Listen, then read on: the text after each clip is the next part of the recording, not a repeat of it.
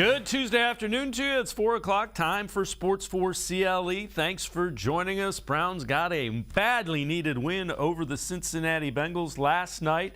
On Monday Night Football, they move into the bye week with a 3-5 record. Let's head into the locker room and catch the celebration between Kevin Stefanski and his players. How about that teamwork? There are great individual efforts, okay? But what matters most, above all, is that team, okay? And this team in here, we've been through a lot, have we not? And we will be better for it. We are better for it because of what we've been through so far, right? Everything we want is on the other side of what? Hard. But when you guys fight like you do, when you practice like you do, when you push each other, when you play for each other like you do, that's the result right here. Team on three. 1, 2, 3. There you have it. Let's welcome in Tim Bielik from the Plain Dealer, cleveland.com. Tim, they needed that one, and it was as good as they have played in quite a while.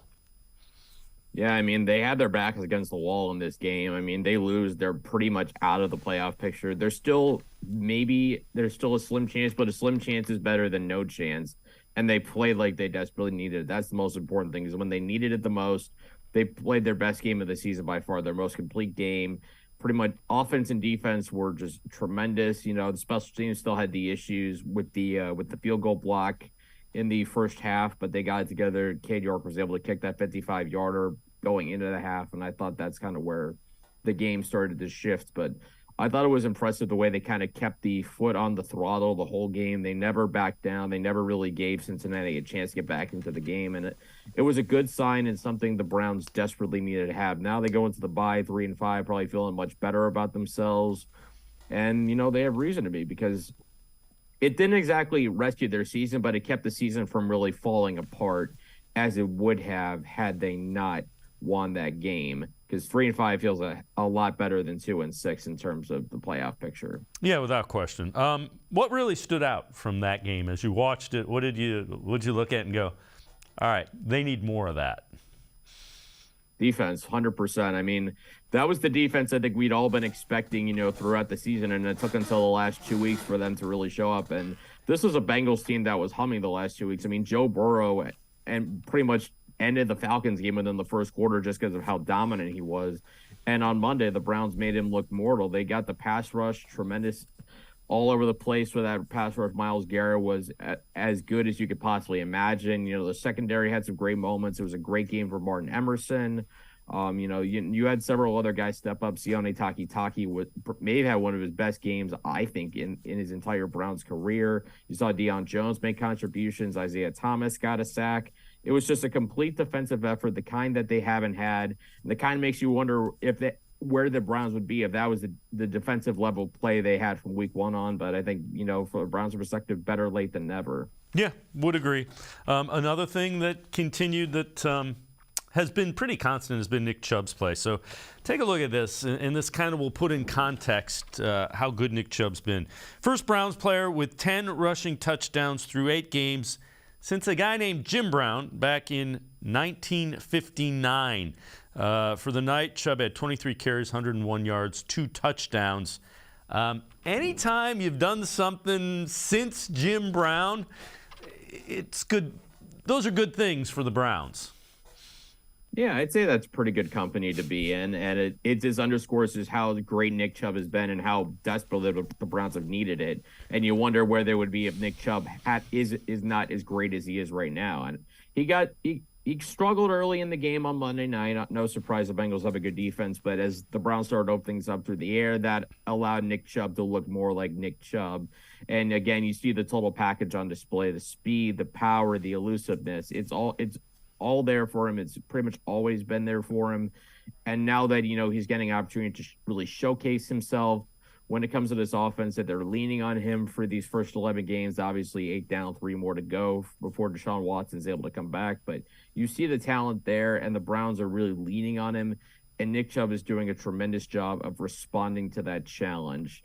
And I mean, it's a fantastic thing to watch for the Browns. And, you know, bye week comes at a good time for him and for the rest of the team, a chance to rest up before that stretch run. Then obviously when Deshaun Watson comes back in week 13, chance for everybody to kind of pick up from there. So Myles Garrett was asked yesterday after the game, what do the Browns defense, have the Browns defense turned a corner? Has the Browns defense turned a corner? We're starting to. We're picking it up. 2 pretty good performances in a row. This one was big. Keep them shutting them out the first half, and then keep them under 17 points. I mean, that's what we look to do every game. So this kind of performance is what we really need to stack on. It felt like you set the tone, and then everybody fed off that. Is that what it felt like to you guys? It did. That first tip pass leading to an interception, then that sack. Felt like everyone's like, damn, the bank's open. Everybody grabbed something. So everybody was rushing to get to the passer and trying to make a big play. And Taki was flying around making big plays all over the field. You had a lot of guys who were just playing lights out, and it was just beautiful to see. You talked about making Burrow uncomfortable. What gave you confidence that you guys would be able to do that? Just confident.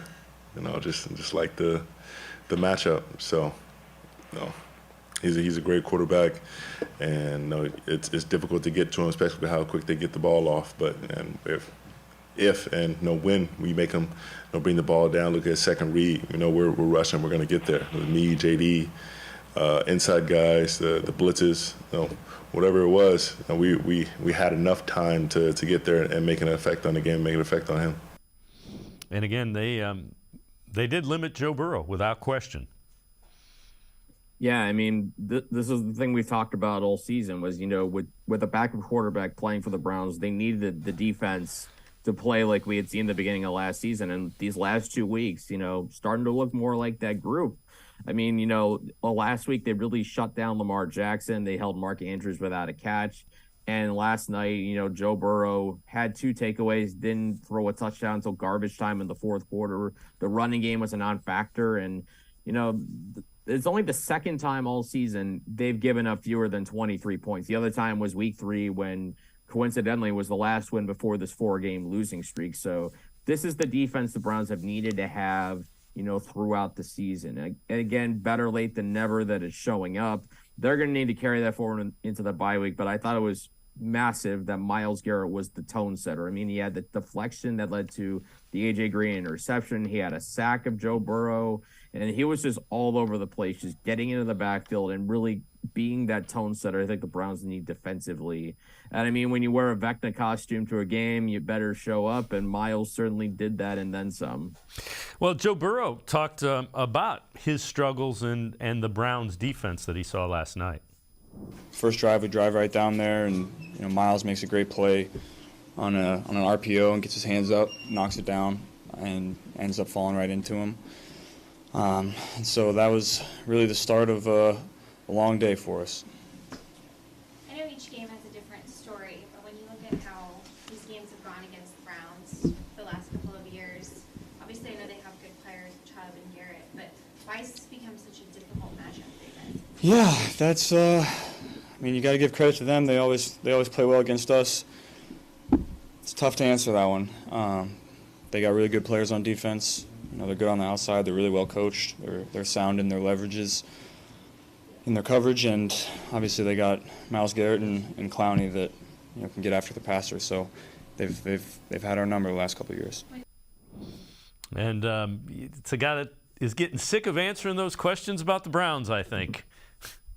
Yeah, I mean, say what you want about Joe Woods and the problems he's had, but the one thing you can't say is he right now he seems like he has the number on most of these AFC North quarterbacks. I mean, Lamar Jackson has struggled the last couple times, and 3 seasons against Joe Burrow, he hasn't beaten the Browns once. They've taken him away multiple times, taken the ball away from him multiple times every game, sacked him multiple times every game. So whatever he's doing to kind of concoct his defense against Joe Burrow, who, like I said, was coming in on fire, into this game, especially the way they played against Atlanta the week prior. I mean, it's tremendous. I mean, it's reminiscent, I think, in some ways of the defensive turnaround they had a year ago, which coincidentally came after a loss against New England, that after that they started to look like themselves. And it's bizarre to see, how good Joe Burrow has been against most of the rest of the NFL, particularly what we saw a year ago, what he was doing to the Ravens and the Steelers in the AFC North, taking his team all the way to the Super Bowl.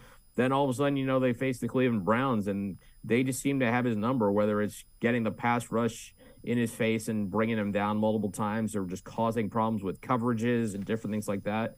I mean, right now, they just happen to have his number. Maybe it's just one of those things. I mean, we know Burrow is going to get a win against the Browns. You have to believe he's going to get one at some point, but it's just impressive from a Browns perspective to see what they've been able to do to one of the game's best young quarterbacks on what now is a pretty consistent basis.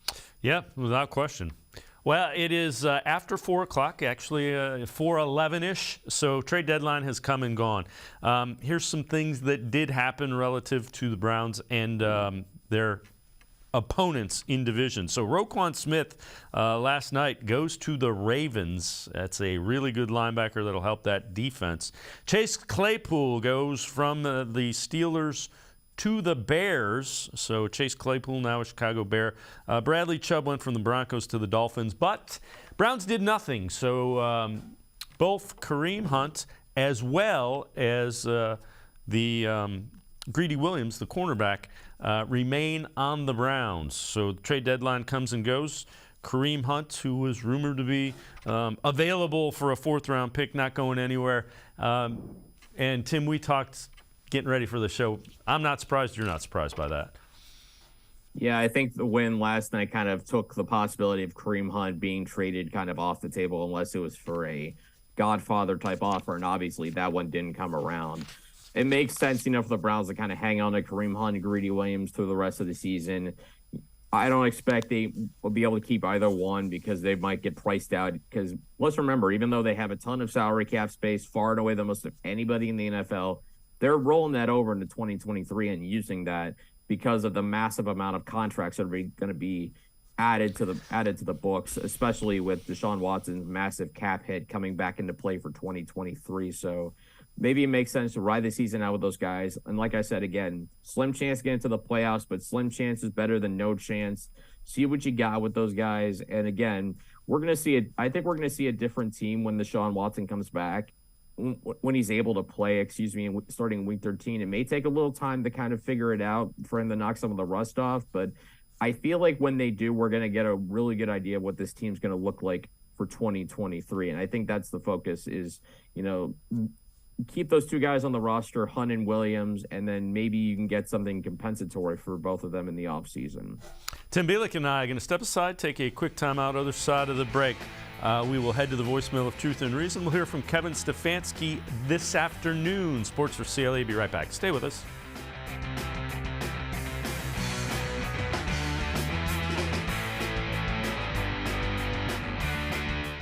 The Ohio Lottery Partners in Education program recognizes role model students and teachers from across Ohio. Nominations can now be done completely online. To nominate a deserving teacher or student, go to ohiolottery.com. In the About section, find Partners in Education. There you will find links to the nomination forms. Students kindergarten through 12th grade can be academic all-stars. Teachers can be honored as a Teacher of the Month. The Ohio Lottery Partners in Education, where stars shine. The Greater Cleveland Sports Hall of Fame celebrates the star athletes and notable sports figures who were born or have made their home in Greater Cleveland. It tells the story of discipline, commitment, perseverance, sportsmanship, and excellence in achievement. It encourages and inspires those who believe in sport and its direct impact on the well-being of our community. Go to clevelandsportshall.com or follow us on Twitter at GCLE Sports HOF for more details.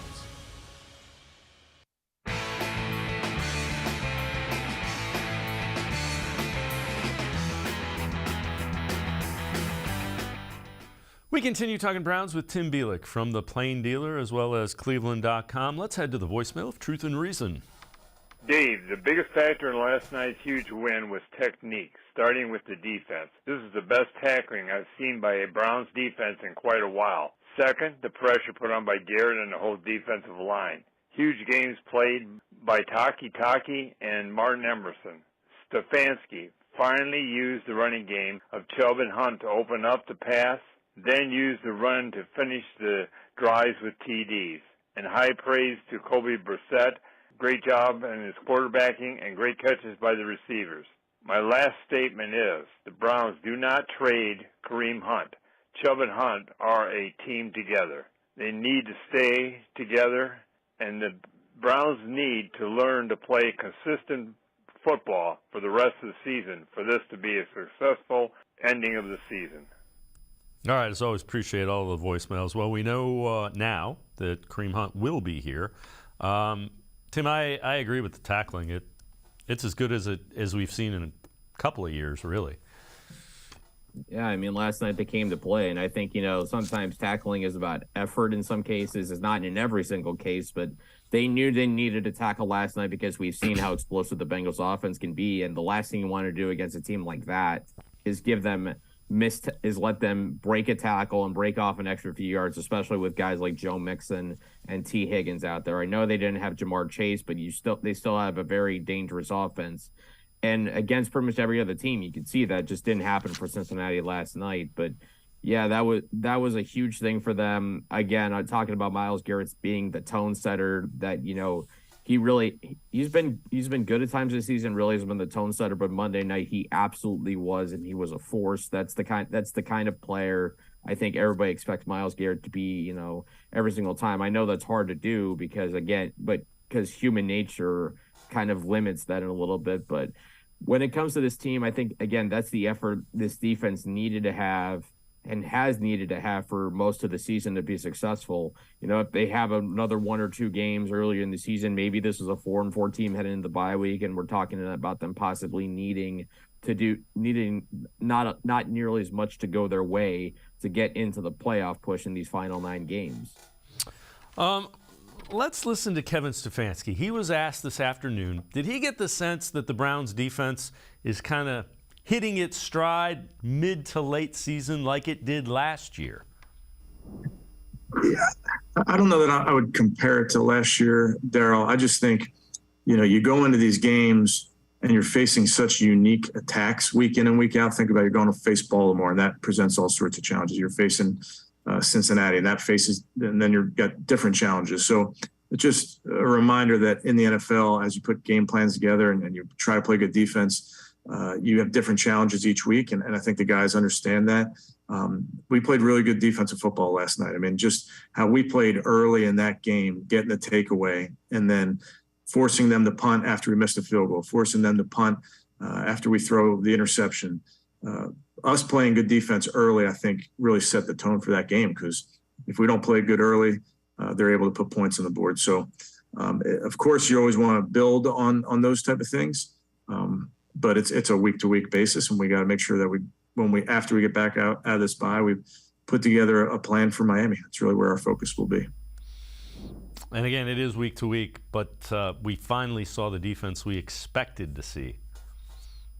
Yeah, 100%. I mean, like we said before, this was what obviously the expectation was, and it took a while to get there. I mean, we've seen some poor defensive performances throughout the season, including the collapse against the Jets, the fourth quarter issues against the Falcons, the games against the Chargers and Patriots, and then all of a sudden these last 2 games, against familiar opponents, the Browns defense has put together their 2 best defensive performances of the season. I think a few things go into that. Number one, of course, familiarity. You see these guys twice a year, so obviously as a player on one of these teams, you're more familiar with your division rivals than you are anyone else. And number two, I feel like the way that this personnel has been put together on defense is kind of constructed to play against the AFC North. I mean, it obviously makes sense. That's more than a third of your schedule is against your division opponents, and you look at what this defense looks like and the ideal vision they've put together. They try to get speed in the back 7 to make it difficult for Lamar Jackson to be a dual threat player, and they try to build out the secondary because they know they need great corners when you're going up against Joe Burrow and those elite receivers. And we've seen, these last 2 games, those elements have really been the ones that shined, especially, last night, no Denzel Ward, and that secondary still is a very good game. In particular, Martin Emerson really rising up and having possibly his best performance of the season, and showing he can be a key part of this cornerback room going forward. Yeah, without question. Let's head back to the voicemail of Truth and Reason.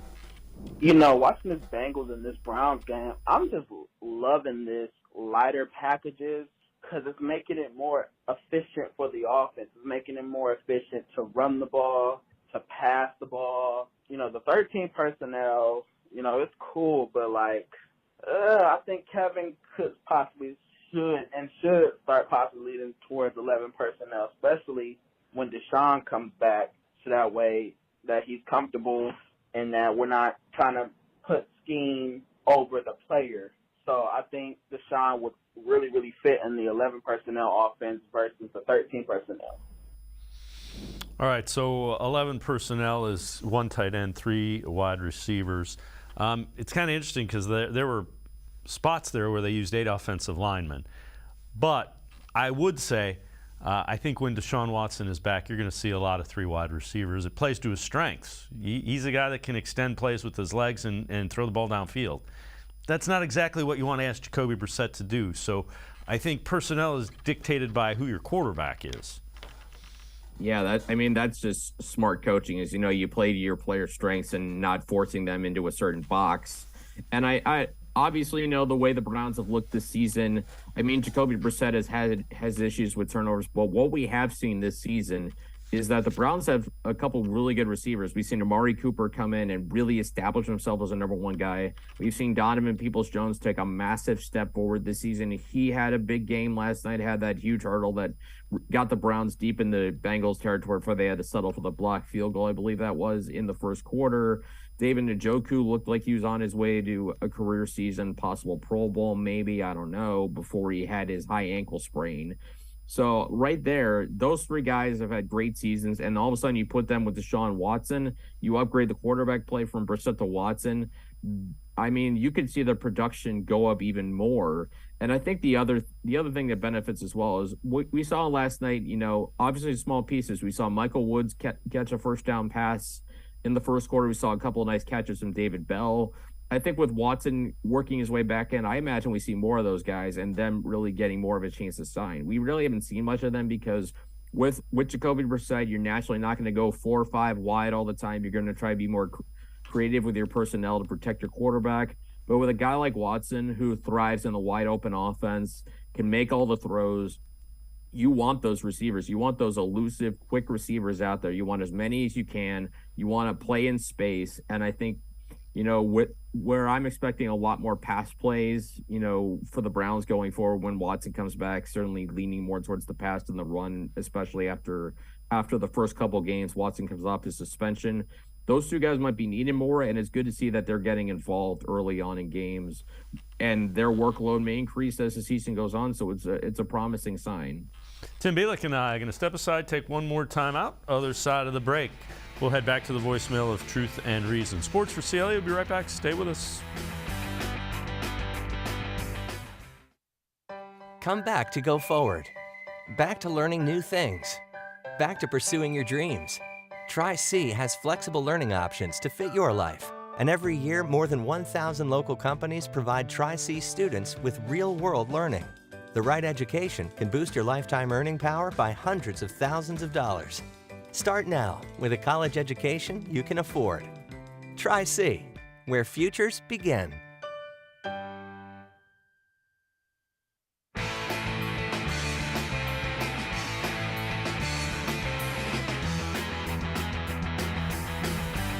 Tim Bielik and I continue talking Browns. Let's head back to the voicemail of Truth and Reason. Hi, Dave. Howard here in Marin County, California. We're all ecstatic about the wonderful victory over the Bengals tonight. People in Northern California are totally ecstatic. I have a couple questions. Do you think they should leave it at the linebackers being Taki and Deion Jones? Because it was an amazing improvement over what they had before. Also noted that David Njoku didn't play, and the offense played the best I have seen it. As far as Kareem is concerned, I don't want to see Kareem traded. Be interesting to see what Dearness Johnson could do more often. And lastly, as happy as I am today, if they can beat Miami, I will really be on cloud 9. Let's see them beat Miami, and then this is for real. Great show, Dave. Take care. Bye. As always, appreciate all of the voicemails. Tim, Jacob Phillips is out for the year, so I think Taki and Deion Jones, you're going to see them as the linebackers. And I do want to see more of them. You know, it's one game. They got to build on it, but I liked what we saw, obviously.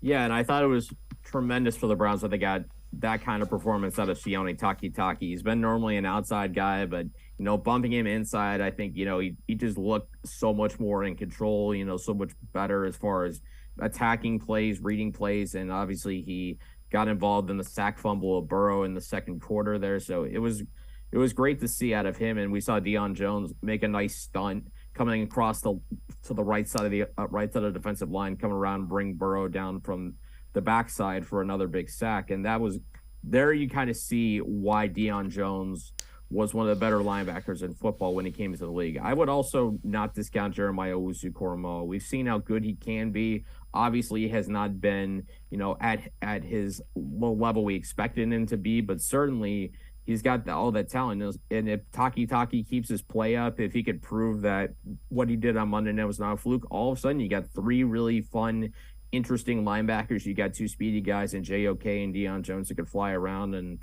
a guy in Taki who's able to make some tackles, good in the run game, and can also get after a quarterback. So the Browns certainly seem like they might have stumbled into something interesting at linebacker there. All right, so let's take a look at this. So Joe Burrow, we've talked about it, 0-4 against the Browns after the loss. He's thrown 4 interceptions, has 7 fumbles, and he's been sacked 17 times. That kind of chronicles just what the struggles have been for Joe Burrow. Let's take a listen. Joe Burrow talked about the Browns' defense.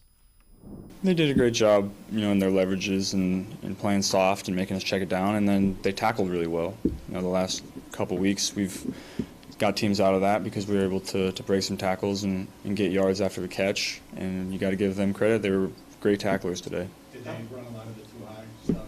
Yeah, a lot of quarters, and they're playing one high. They're playing it from real high.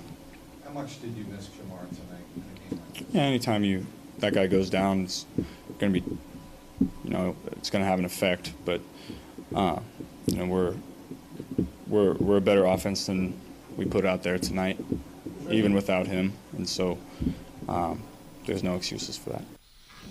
And again, you know, the tackling was very apparent. That's something that needs to remain the way it was against the Bengals. Yeah, and I mean, Joe Burrow basically said it right there. You know, teams can play, you know, those shell coverages, and we've seen teams do that a lot more against Cincinnati, take the big play away. And that's the one thing we know about this Bengals offense. They thrive on those deep balls to Jamar Chase and T. Higgins and Tyler Boyd. And last night it wasn't there, you know, just from throwing it deep outside of maybe 1 or 2 big plays. And then the other thing he mentioned specifically, tackling. I mean, he mentioned specifically, he was talking about how these guys are typically been able to break tackles and turn good gains into bigger ones. And last night the Browns just weren't having anything. That's part of the game plan. I think against a team like that, obviously, if you don't miss tackles, if you wrap them up right away and bring them down, then they're not going to turn a 3-yard gain into a 13-yard gain, which is how an offense can generate momentum. And when you can steal big plays like that out of broken tackles, it just makes an offense's job easier. When you're covering well and when you're tackling well, it makes an offense's job that much harder, and that's kind of what worked out well for the Browns last night. Tim Bielik from the Plain Dealer as well as cleveland.com. As always, appreciate the time and the insight. Thanks very much, Tim. You got it. Thanks for having me, guys. Have a good day. Tim Bielik, make sure you check him out. Pages of the Plain Dealer as well as cleveland.com. We're step aside, take a quick time out. Other side of the break, Casey Kinnamon from DawgPoundDaily joins us. We continue talking Browns. A big win over the Bengals. Now they head into the bye week. Sports4CLE will be right back. Stay with us.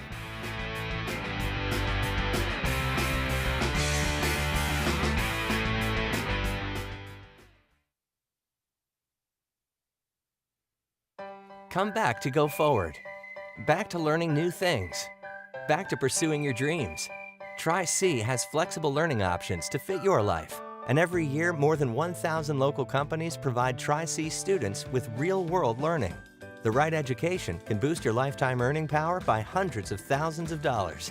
Start now with a college education you can afford. Tri-C, where futures begin.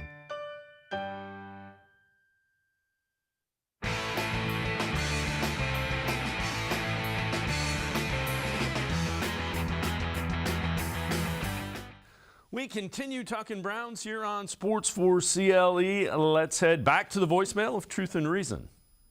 What a game, what a game, what a game, Browns fans. What a game last night. Man, and did some of our young guys look good or what? Is Martin Emerson going to be a star? This kid is going to give him this full year. Next year, he'll probably be one of the best corners they'll be talking about next year. And how about Isaiah Thomas coming back? I see why they loved him after the first couple snaps he had in preseason. Then he gets hurt, but he flashed last night. Number 94, he flashed last night. Our defense looked good last night. Our offense looked good. Everything looked like it was clicking. Go Browns. Just want to hear your thoughts and opinions. Woo, woo, woo. As always, appreciate all of the voicemails. Let's welcome in Casey Kinnamon from DawgPoundDaily. Casey, I've liked Martin Emerson since basically since he stepped on the field. He's big, he's physical. Thomas looked good. We've seen this in the past. Let's hope they continue to develop, but there's a lot to like from those two defenders, at least early on. Yeah, the Browns have to be thrilled with the development of Emerson in particular. I mean, we're 8 games into his rookie season, and he's already looking like a seasoned vet out there. And we talked about it last week. Like, if you're going up against Martin Emerson, you better pack a lunch because there's no free meals out there. He is feisty. He's really good at the catch point. And he's phenomenal that if he gives up a reception, the ball carrier goes down right there. Just no yak. You know, he's a complete corner. And he's taking these steps while Denzel's not even out there.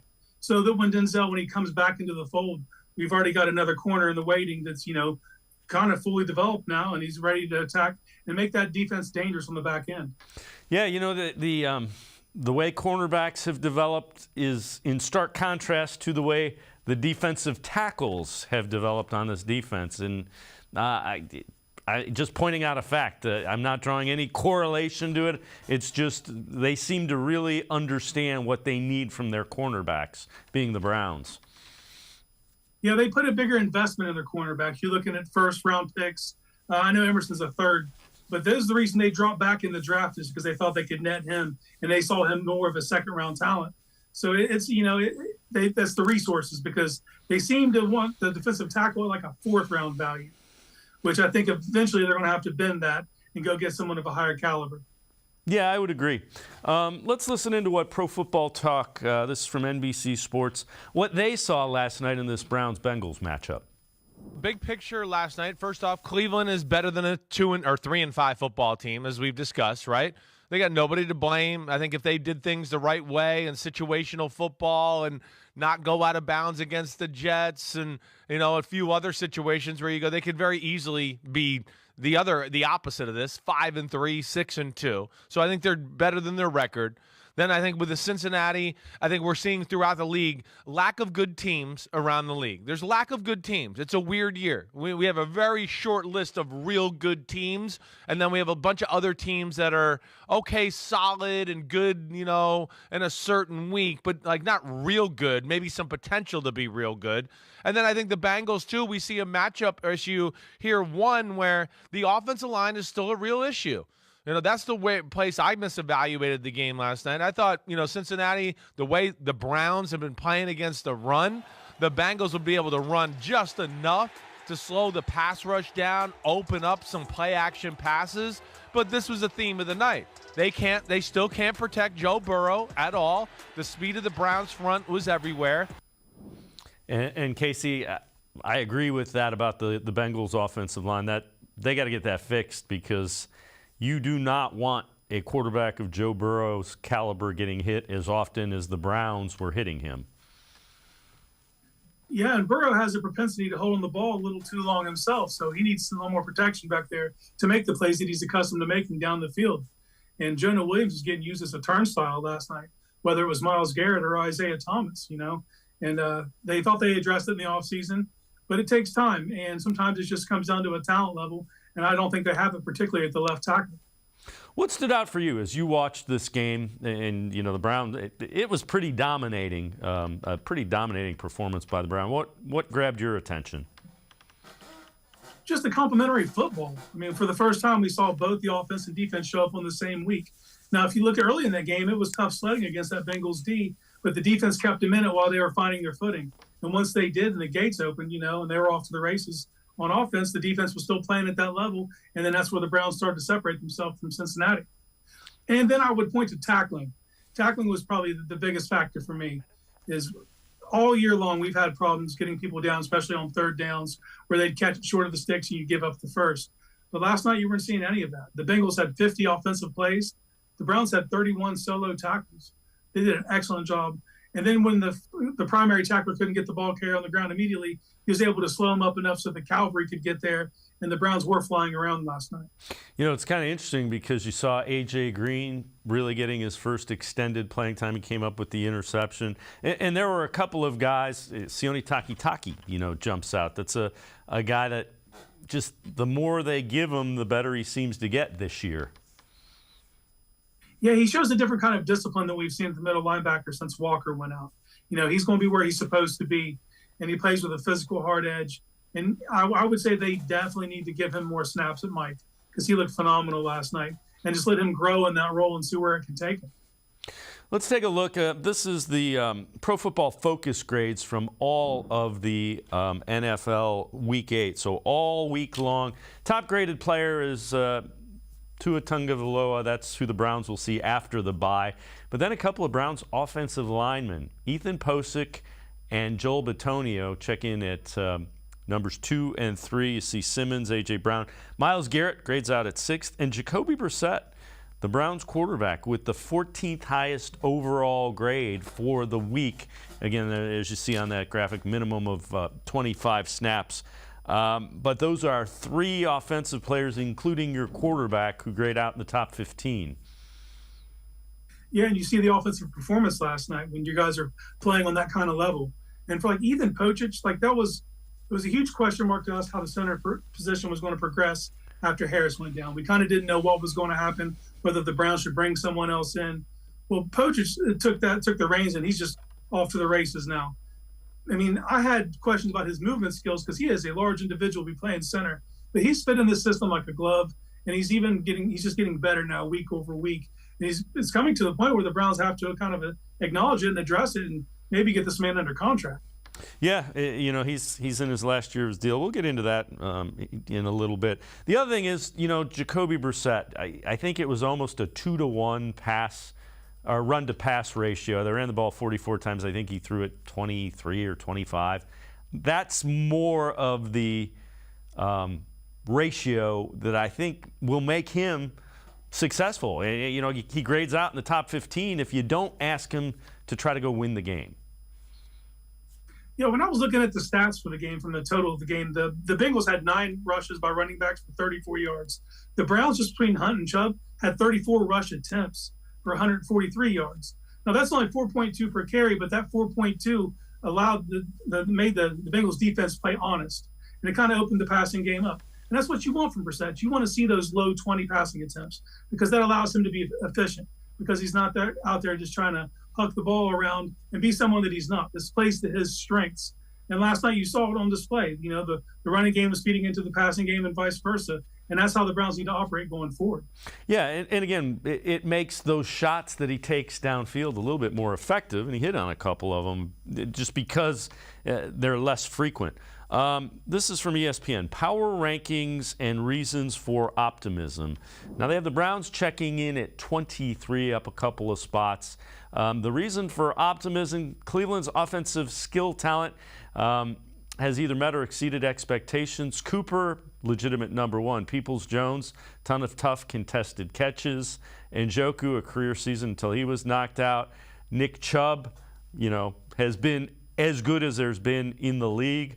And then think about this. You get Deshaun Watson back to kind of orchestrate that. The question is, can you get another victory or two so that the games you play with Watson are meaningful? Yeah, that offensive skill talent has kind of been there throughout the season. It's been a little inconsistent at times, but Amari's a top 10 wide receiver. Nick Chubb is the tip of the spear when it comes to NFL running backs. But the reason that I'm optimistic now is because I finally saw the defense that I thought we would see last night. And if that's the defense that's going to show up going forward, between the offensive skill talent the Browns have and a really good defense that can kind of keep you in games, man, the Browns can really go on a run here. Yeah, I would agree. And you saw flashes of it against the Ravens, and it was more consistent last night. So the bye comes at a time when can we have the defense keep playing just to keep them sharp? I digress. Casey Kinnamon and I are going to step aside, take a quick time out. Other side of the break, we will talk a little bit more about that defense that's really started to get things in gear. Sports for CLE, will be right back. Stay with us.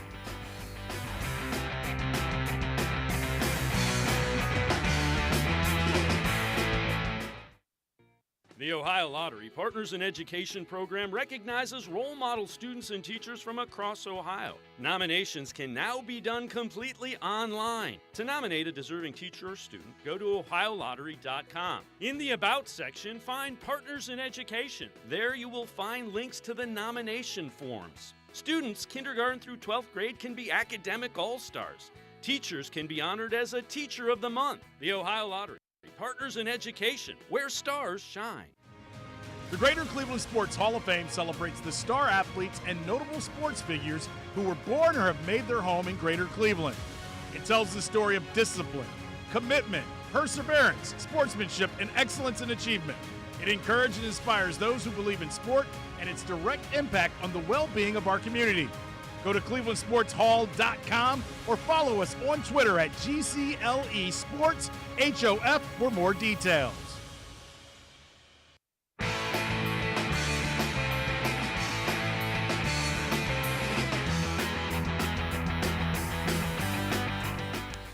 We continue talking Browns with Casey Kinnamon from DawgPoundDaily. This is from the NFL Network's Good Morning Football crew, talking about the Browns quarterback situation after last night's game against the Bengals.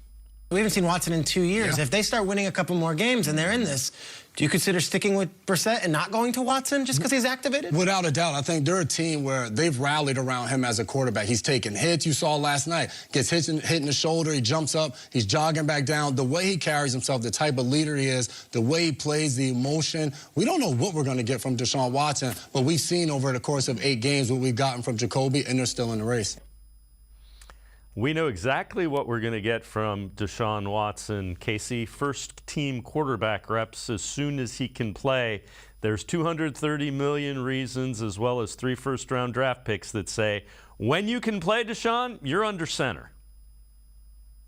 Look, I love Jacoby Brissett, and I really value what he's been able to do for this team. But make no mistake, that job is Deshaun Watson's the second he is activated, as well it should be. The investment put in him and then his track record. He appears to be the type of quarterback the Browns believe can take you to that next level, and that's what they're looking for. So that's just what's going to happen. So people can feel one way or another about it, and I've seen it go up. Before the season, it was, should the Browns trade for Jimmy Garoppolo because Brissett isn't good enough? And then Brissett plays, and everyone's like, well, maybe Brissett kind of could be a guy. Then he added a couple down games. Everyone's calling for Josh Dobbs, and here we are again. Jacoby has a good game, and they're wondering if he could be the long-term answer.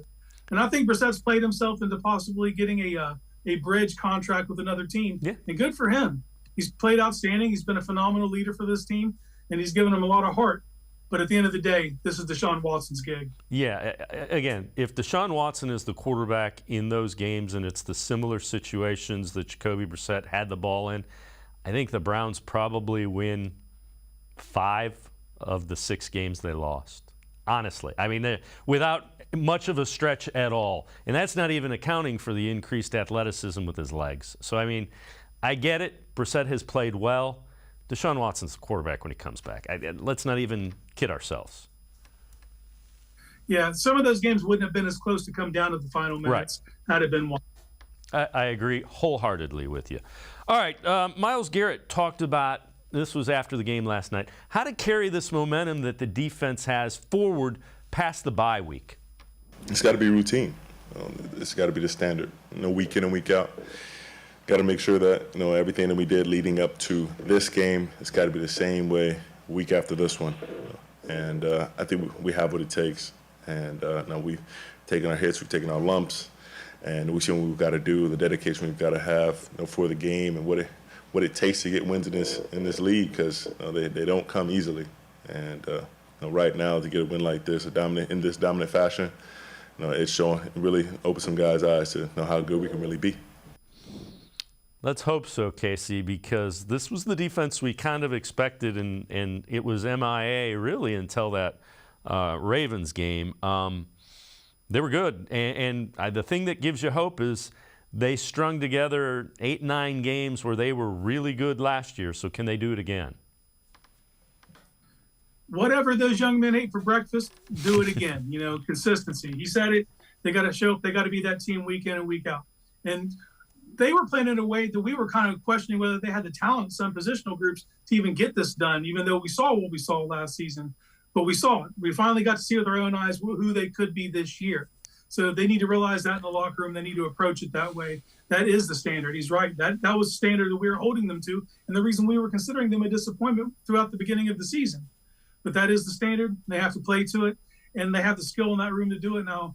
Like you said earlier, hopefully they can keep us going. The bye, one way is coming at a great time to get the guys healthy, but in another way, that was the best game they've played so far as a team, and we don't want to see them lose that momentum, so they need to keep that going after the bye when they face Miami. Yeah, without question. CBS Sports, one thing we learned about each team from last week. For the Browns, the offensive line flexed their muscles. 440 yards of offense. Best part of the performance, the offensive line. 172 yards rushing. Jack Conklin banged up throughout the game. James Hudson played well. The other thing is they went big a number of times with 6, 7, 8 offensive linemen, putting an offensive lineman at tight end position, an extra offensive lineman, an offensive lineman at the fullback spot. I'd do that more often because the more you do that, okay, there's something else you got a game plan for. It was unknown how they would handle the loss of David Njoku, but Stefanski answered that. He might have set a record last night for heavy personnel. He said 8 offensive linemen on one play. Seeing, Hudson pulling on that play and smashing Akeem Gaithers, man, that was something right there. But you see what it could be, and then even Drew Forbes playing fullback. Now, if Teller was healthy, that would have been Froed. Man, they went heavy and they played to their strengths. So I can see that being more regular when they come to goal line situations going forward because they've seen the success that it bred, and it's bully ball. Right. They're just going to line up. They're bigger than you. They're going to be tougher than you, and they have Nick Chubb. So best of luck. Well, that's the other thing. If teams want to stack the box, let's see how they like stacking it with 8 offensive linemen. That's there you go. That's how you run the ball when they put 8 in the box. All right. Kevin Stefanski talked about what this coaching staff will be doing during the bye week.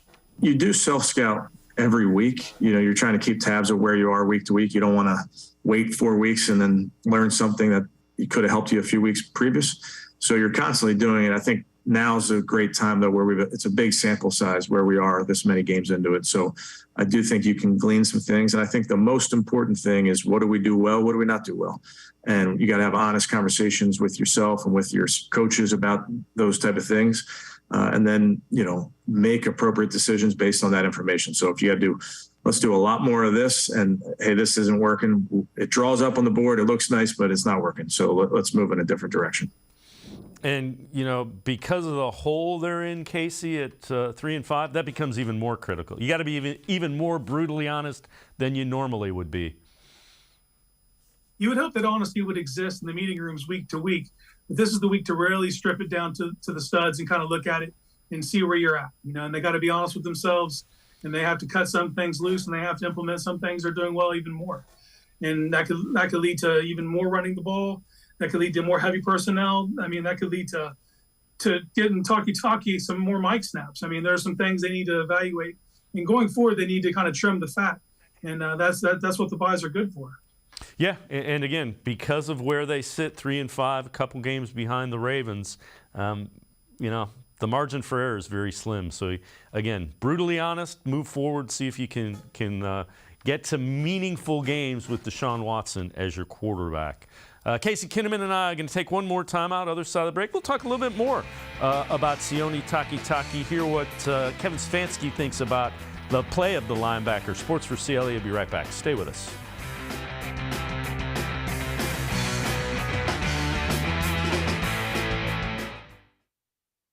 Come back to Go Forward. Back to learning new things. Back to pursuing your dreams. Tri-C has flexible learning options to fit your life. And every year, more than 1,000 local companies provide Tri-C students with real-world learning. The right education can boost your lifetime earning power by hundreds of thousands of dollars.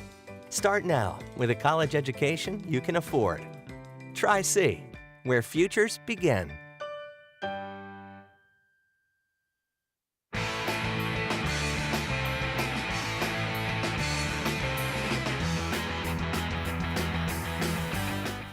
We continue talking Browns. Browns with that win over the Bengals head into the bye week with a 3-5 record. Let's head back to the voicemail of Truth and Reason. Just a quick question and then comment. The question is, do you see Taki playing himself into a new contract? And then, hey, what a great win, right? We looked good the whole game. Cooper came out going hard, and just a great team win. Go Browns. As always, appreciate all of the voicemails. Case, that's a really good question. I would guess, yeah, Taki is a guy who is ascending, as you say. Won't be a huge contract, but when you have a guy that is a reserve that steps up his play when given the opportunity, it's generally the kind of guy you want to keep around. For me, it's all about the role. Do they see him? Because he's an excellent Sam linebacker. But as he showed last night when he got the opportunity, man, he was pretty good at Mike too. So it kind of sees how they want to, what position they want to put him in going forward. Because if they see him as just that full-time Sam, then that's probably a contract that can be afforded. But if he's going to end up being a Mike, it's kind of unknown. He might play himself out in this scenario because the Browns don't have a ton of money to give. But, his play's been excellent. He's been solid his entire career, really. But he's always been limited in his snaps because he's a Sam. So, he might get 12 to 20 snaps. Well, if he's going to play Mike, he's going to get upwards of 50. And that could change the dynamic greatly. Yeah, he's been a guy that, has been particularly against the run, usually pretty good. I mean, there's been a couple of things where you're looking at, wrong place. But you're going to get that, Kevin Stefanski talked about what he's seen from Sione Taki. Yeah, he's done a really nice job, Scott. He's in the past, he's been our base linebacker and then not in there in some of the sub packages, but he's always ready to go the moment we would need him. So it is an increased role, and he's doing his job. I think that's where it always starts. He's doing his job. He's where he's supposed to be, and then he's tackling well. There were a bunch of moments where they were checking the ball down to their running backs, and he was right in position, got him on the ground. A bunch of the guys. John Johnson had a couple of real nice open field tackles. So that was a big part of it. I did think, that was probably our best tackling game of the season. And Sione played a huge role in that. And, those are two huge check marks. Where you're supposed to be tackling well. What are the two things that we've been critical of the defense when it hasn't played well? Those are the two things. Yeah, he's the consummate do-your-job guy. The things they're looking for, the smart, tough, and accountable. That's Sione Taki. And he even affected the passing game last night, forcing a fumble from Burrow in a pass rush. And that's primarily what he did in college. And, so he's actually transitioned to this role and done so really well. So he's shown that he can take more on his plate. And I'm very excited to see what he can do going forward, because I think you have to give him more snaps. He's a guy that produces, and he gives the defense a hard edge because of the way he approaches the running game. He sticks his nose in there, and he's not afraid to get dirty. All right, Kevin Stefanski post-game talked about what he saw from that defense last night against the Bengals. Played great football tonight, great defense tonight. Rushing coverage was really good, but we just got to keep stacking them. We just got to, like anything, offense, defense, special teams, we got to give these guys a plan they can go execute at a high level, play fast, those type of things. I thought that was on display tonight. What was the key to getting so much pressure on Burrow? Yeah, I think a nice game plan by Joe and the staff. I thought some of the things that they did really tested their protections and tested some of their line movement, if you will. And then, again, individual effort. Miles was very good. And again, you look at it, Myles Garrett had a couple of tackles, I think 2, sack and a half, also 7 quarterback hits. So a lot of the things that he does don't show up when you just look at tackles. Yeah, a tipped ball that ended up in an interception. Like he's Myles Garrett, he actually looked pretty healthy last night. Looks like he's coming along since the car accident, and it's going to be exciting to see what he can do after the bye. because early in the season, like that first game against Carolina, he was feasting and he kind of took a little lull, and now he's starting to come on again. And this is when the Browns really need him to be that dude, and week in, week out, he's beating his guy, but sometimes he gets double, sometimes triple covered. So the rest of the defense needs to step up. And we saw last night when they did, it wasn't just him getting to the passer. We saw all kinds of people get back there, and that's what the Browns need to be. And Stefanski's right. They need to stack these. This can't be the abnormality. This can't be just this one game that they were really good. They need to build off that. And when we see them in 2 weeks against Miami, which is a completely different threat, like they have receivers with crazy fast skill sets, and then they're just different in the way they approach it because of their head coach. But the Browns have the base level talent that they can kind of be what they need to be week to week. Miles is going to be what Miles is, but through usage of defensive backs and fast linebackers when JOK is back on the field, this defense can be more than it already is. But we need to see them build on that. We finally saw it come to fruition last night, but that can't be the only time we see that. Let's take a look. This is from BrownsWire.com. 3 candidates for contract extensions. We've talked about 2 of them. So number 3, Donovan Peoples-Jones, who really has kind of developed into that nice, sure-handed guy, the number 2 that can make contested catches.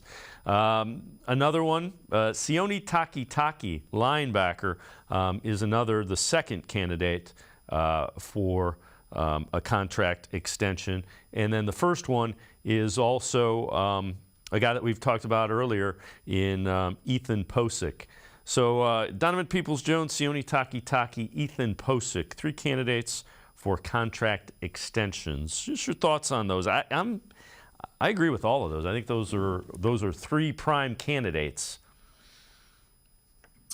Yeah, like I said, with Takitaki, kind of depends on what role they see him as and how they want to address that. With Posick, I think you got to get that started now. I think if you think you've had a good sample size in 8 games, because he had 40 starts in Seattle before he ever got here, but he's done so much to raise his profile in these 8 games. If he keeps ascending like this, by the time he gets to the offseason, he could bid himself out here. So he could get that under control. But DPJ is the interesting one for me personally, just because we don't know what he's going to be with Watson. Like that changes everything, because that's what you need to gear everything towards, is because Watson's the guy for the next 4 seasons after this year. So what does he look like with Watson, and what's his role when Watson's on the field? Because that determines his worth. Yeah, but big target, red zone, contested catches, those seem to check a lot of the boxes that would play well with Deshaun Watson. One thing the Browns did do defensively, turn the ball over. Kevin Stefanski talked about the importance of those turnovers. It's something we talk about, Fred. It's something we coach. We emphasize. Felt like there would be some opportunities for tip balls last night, and sure enough, shows up on the first drive. So Miles gets his hand on it. AJ makes a great play, and we come away with no points, like you mentioned, with the missed field goal. We were able to turn, I think, the next fumble into 8 points. So focus is going to be important whenever we get those takeaways to come away with points. But it's the best stat there is in this team game, is that turnover margin. So it's something that we'll always be focused on. And actually, the Browns pushed again, so they did get 2 turnovers. They were able to turn them into more points. That's got to be kind of a point of emphasis moving forward. Again, when you play a fast, agile, aggressive defense, you expect to get more turnovers than the Browns have had. Yeah, it was cool to see them get 2 last night, because they seem to come in bunches when you get them. So hopefully they turned on the faucet last night. And since they've seen it now, hopefully they can go out there and kind of make that more of a regular thing. And he's right, like turnovers, like that's a huge indicator of who wins and loses the game, as is time of possession. So they got 2 turnovers last night, and they had the ball for 36 minutes. In most of those cases, you're going to win those games, So it was good to see that get back to the formula. And this defense needs to have that happen. They went kind of all year not really forcing any turnovers. So to get 2 against an offense like the Bengals, that's a good start. Yeah, without question. And here you go, Casey. A next-gen stat that not many people have looked up. Browns are now undefeated on games played not on Sunday. They won on Thursday. They won on Monday night.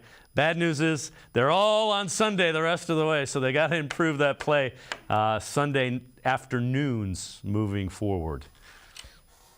cross your fingers for some flex scheduling to Saturday nights later after college football is done. That's what we got to hope for now. Casey Kinnamon, as always, great stuff. Appreciate the time and the insight. Thanks very much, Casey. Hey, anytime, Dave. All right, Casey Kinnamon, make sure you check him out, DawgPoundDaily. That's going to do it for this edition of Sports for CLE. We'll see you back here tomorrow at 4 o'clock. Have a great night, everybody. See you tomorrow at 4 on Sports for CLE.